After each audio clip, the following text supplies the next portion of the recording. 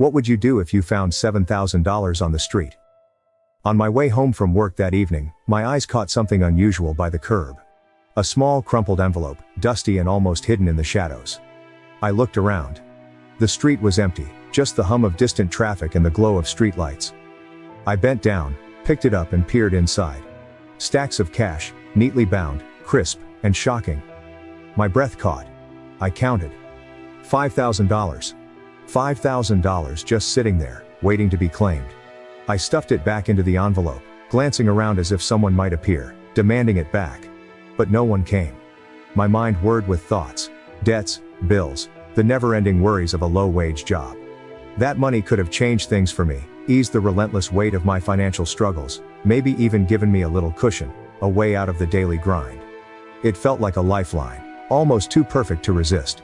I sat down on the curb, wrestling with my conscience. The money wasn't mine, and keeping it would be wrong.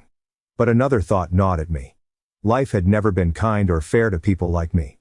Why not, just this once, take a little advantage? I thought about it all the way home, the envelope clutched tightly in my hand. But as I stepped through my front door, a heaviness settled in. I knew I'd feel that guilt gnawing at me forever. No amount of money could replace my peace of mind. Early the next morning, I walked into the police station, envelope in hand, heart pounding. I handed it over, explaining how I had found it.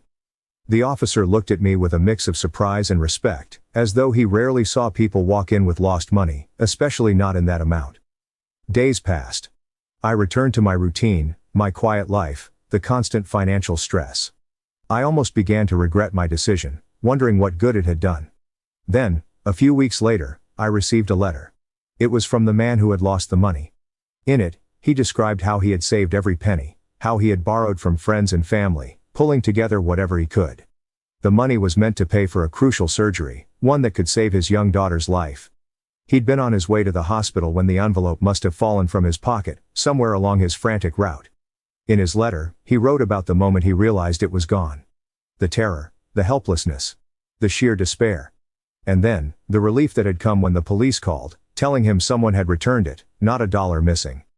He'd cried, he wrote, right there in the middle of the police station, overcome by gratitude and disbelief.